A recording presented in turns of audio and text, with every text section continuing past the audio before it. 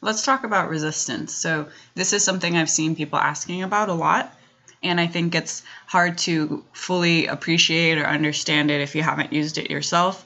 It's not because it's difficult or complicated, it's just very counterintuitive for how we've seen the rest of the game. And the reason this is important and the reason you should care is because the zeta on Finn is hands down the best zeta in the game. It allows you to walk through galactic war, territory battles. It gives you a good tank team. But the best part of it and the selling point, and one of the reasons it's so counterintuitive, is it's very minimally resource intensive. You don't have to put hardly anything into it for it to work. So the team is, you have to have Finn as a leader, and he has to have the zeta on his leadership, and the zeta on the leadership is what makes the team work. It's a magical zeta that out of thin air creates a team. It's not like most of the other zetas in the game that is simply improve a character.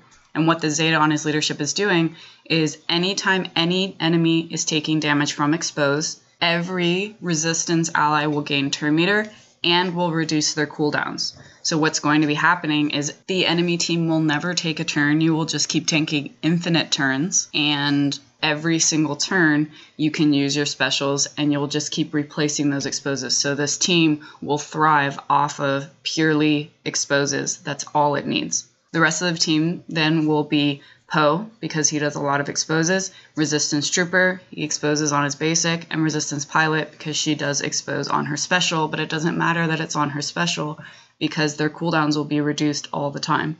For the fifth spot between R2-D2, BB-8, and Rey, it kind of depends on what you have. If you are fighting a bunch of countering Luke teams in Galactic War, R2-D2 will be better. BB-8 tends to be better in territory battles. If you're in the tank and P4, you need buffs, so you need either BB-8 or R2-D2. Otherwise, it doesn't really matter. So for this team to work, this is just the base to work. I'm going to do a video on minimal farming, but this is kind of a sneak peek on it. Basically, get it to the point where it works and then just build if you need. So for this team to work, basically unlock them. The star level will just get you into later territory battle phases or the ability to attack the tank. For Galactic War, it doesn't really matter. And here's the nice part. They only need to be around gear 7 or 8 for this to work. I took them to a higher gear level because my initial intention with them was the tank. Just it helps you boost up your score. But in order for this team to work, they only need to be around gear 7 or 8. So get them to that level, play around with it, maybe move some mods around if you're having trouble. And then if you do need, then you can add the gear on. As far as mods go, all you need is potency. And that's another thing that's really nice. And this is where it's coming in that it's very counterintuitive to what we see in the game. We're taught that you need gear and you need speed no matter what the team is, or else it'll crash and burn. And this isn't the case for resistance.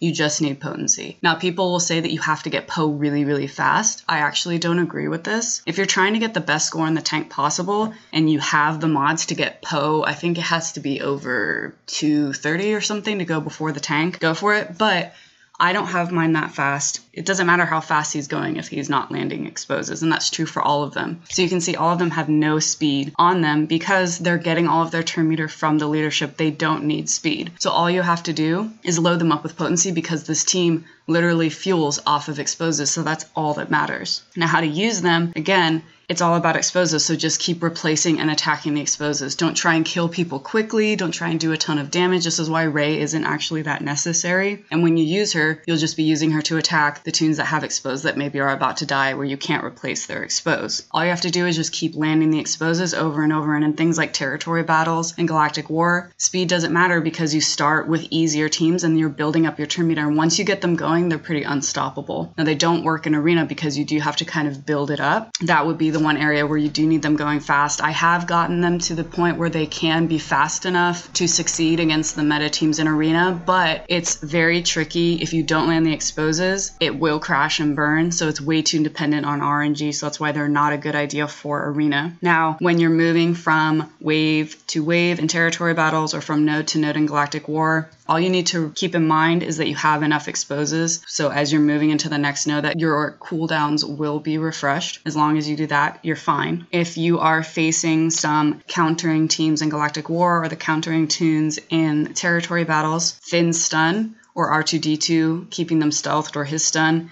will be enough to save you from that.